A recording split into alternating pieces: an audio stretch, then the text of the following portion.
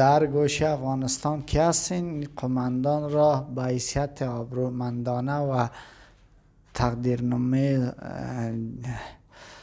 شهادتنامه محمد کرزی را به حامد کرزی قبول نموده و عرض همچنان خواسته های خبر رسانی را یار افغانستان در پکتیکا، زابل، قندهار محاصره کردن، جنگ کردن، این خبر را به گوشتان رسانده و خیلی با احترام سپاس براتان نمودم. 1 2 3 4 به جناب محترم تقدیرنامه شان را از چکسلواکیا معاش خودان را تقاضا نمودن و دست دیسپلین شهروندان محترم افغانستان قرار بدهند. یک جهان سپاس.